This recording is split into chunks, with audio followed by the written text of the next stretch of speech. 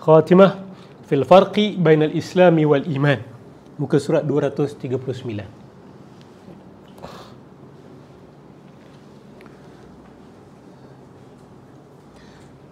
Baik.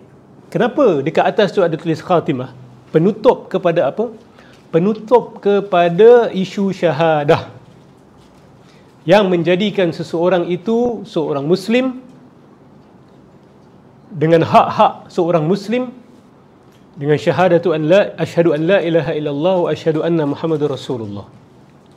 Jadi Syekh nak kata bahawa kita dah selesai cerita tentang dua-dua syahadah ni. Percaya kepada Allah Subhanahu Wa Taala dan percaya kepada Nabi Muhammad sallallahu alaihi wasallam. Jadi sebagai penutup, Syekh nak cerita perbezaan di antara Islam dengan iman. Okey, perbezaan antara Islam dengan iman. Soalan ni pun biasa kita dapat dalam kuliah-kuliah akidah. Okey. Baik.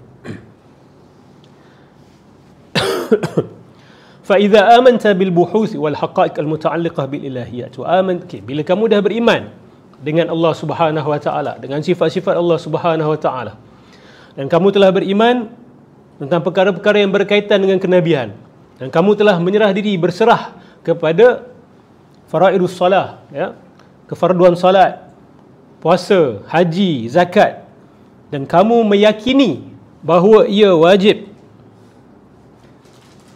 tanfizan li amrillah azza wa jal, sebagai menunaikan perintah Allah Subhanahu Wa Taala dan menunaikan perhambaan kamu kepada Allah Subhanahu Wa Taala, maka kamu ini dah dikira sah sebagai Muslim. Okey. So syarat dia tak terlalu banyak, ya, nak jadi Muslim ni. Percaya pada Allah, sifat-sifat Allah dan perkara-perkara yang berkaitan yang diceritakan dalam kitab ini. Okey. Percaya kepada para nabi, sifat-sifat nabi, perkara-perkara yang wajib dalam agama kita, termasuk dalam al-ma'lumu minad dini bidarurah. Apa maksud al-ma'lumu minad dini bidarurah? Perkara yang tak boleh tidak kena tahu dalam agama. Tak boleh tidak kena tahu. Okey.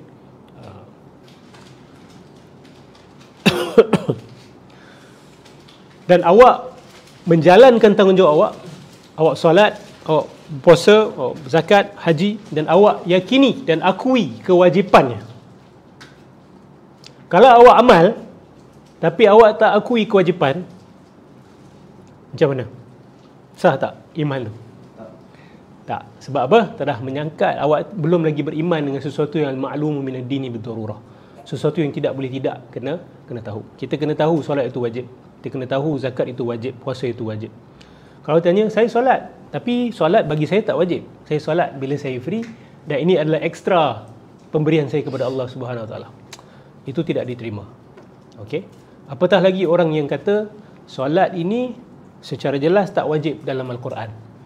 Orang yang mengatakan perkara seperti itu, dia sudah terkeluar daripada agama, ya, sebab dia telah menyangkal al-ma'lumu minad dini bidarurah.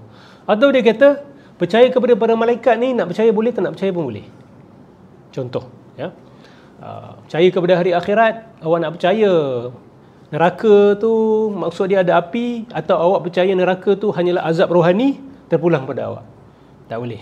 Sesiapa yang percaya neraka itu hanyalah azab rohani, bukan azab fizikal, hissi, maka itu juga tidak dikira sebagai sah imannya. Okey. Sama juga seseorang yang mendakwa saya beriman dengan Nabi Muhammad sallallahu alaihi wasallam, tapi bila ditanya Muhammad yang mana, dia kata bukan Muhammad bin Abdullah, contoh. Okey. Bukan Muhammad bin Abdullah itu sebab dia dah mati. Saya percaya adalah hakikat Muhammadiyah.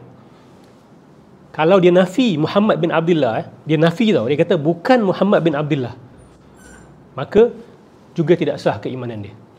Okey, syahadahnya tidak sah. Cukup tak ustaz? Saya kata la ilaha illallah Muhammadur Rasulullah, tapi Muhammad yang saya percaya itu adalah hakikat Muhammadiyah. Tak boleh. Okey, tak boleh diterima. Wala'allaka tas'al. Biasanya orang akan tanya, mungkin kamu akan tanya, fahal min farq baina haqiqatil iman wal Islam? Adakah perbezaan antara hakikat iman dan Islam? Dan adakah perbezaan di antara syarat-syarat dia? Syarat iman dengan syarat Islam. Fal jawab anna hunalika farqan. Ada perbezaan di antara ma yasduqu alaihi kullu minal Islam wal iman illa anna bainahuma talazuman fil waqi'. Okey. Syekh nak kata apa? Syekh nak kata bahawa definisi dia berbeza. Definisi dia berbeza. Tetapi dia datang bersama. Hakikat iman pasti akan datang bersama dengan Islam, dan hakikat Islam tu pasti akan datang bersama dengan iman. Tapi kalau sebut Islam secara bahasa awam, dia tak semesti ada talazum. Bahasa awam ni kita tahulah, orang kata dia ni Islam, kan? Dia ni mukmin, tapi bukan hakikat sebenar iman ataupun hakikat sebenar Islam. Hakikat sebenar iman dan hakikat sebenar Islam dia selalu datang bersama, walaupun dari segi definisi dia tidak sama. Jadi dari segi bahasa je kita tahu iman tu bermaksud kepercayaan, betul, secara umum. Islam adalah penyerahan. Dua-dua is important. Ada orang dianggap cukup untuk kita percaya saja. Penyerahan cerita lain. Cabaran manusia yang paling susah sebenarnya adalah pada yang kedua. Penyerahan lah. Pengakuan itu. Dia tahu lain, mengaku lain cerita.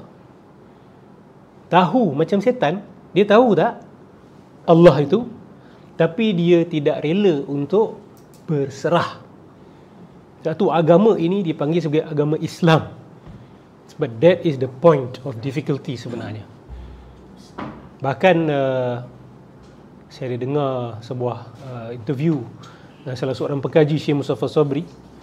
Dia kata ada seorang ateis daripada barat ini, dia berterus terang mengatakan bahawa saya bukan tidak beriman dengan Tuhan, tapi saya tidak mahu beriman dengan Tuhan kerana komitmen-komitmen yang datang dan perkara-perkara yang perlu saya buat, dan keterhadan kebebasan yang perlu berlaku dalam kehidupan saya bila mana saja saya berserah. It is something really scary for many of them.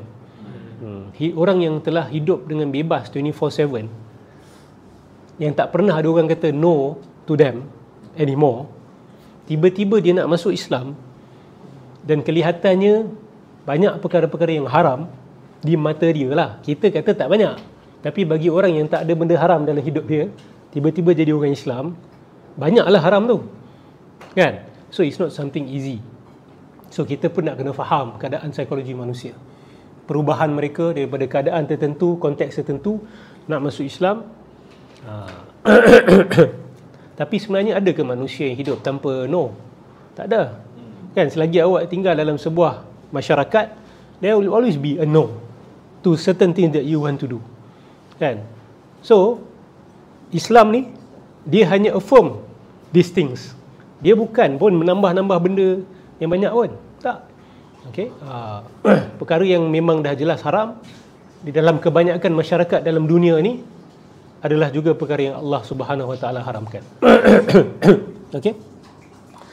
Fal Islam kama qad alimta huwa al-istislam wal inqiyad li kulli min ash-shahadatayn wal fara'id al-madhkurah wa la budda fihi min an-nutq bil lisan. Islam ini seperti yang kamu tahu, dia adalah penyerahan dan ketaatan kepada kedua-dua syahadat itu dan perkara-perkara wajib yang telah disebutkan tadi, dan mesti sebut dengan lisan. Okey, mesti sebut dengan lisan. Thank you. Wala yaktafi fi an-nutq bi syahadatayn illa an yu'abbira bi kalimatin ashhadu bi kalimati ashhadu. Wala budda min al-istislam bi sarih al-lafz li fardiyat al-fara'id allati amara Allah azza wa jalla biha.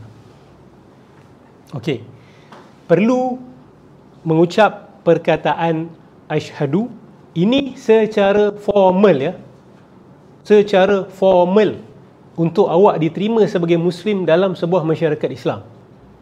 Tapi kalau awak ada kawan yang tinggal dekat Amerika Syarikat, yang dikelilingi oleh orang bukan Islam, awak jumpa dia, dia kata, I actually believe in Muhammad, I believe in Allah, I have started praying.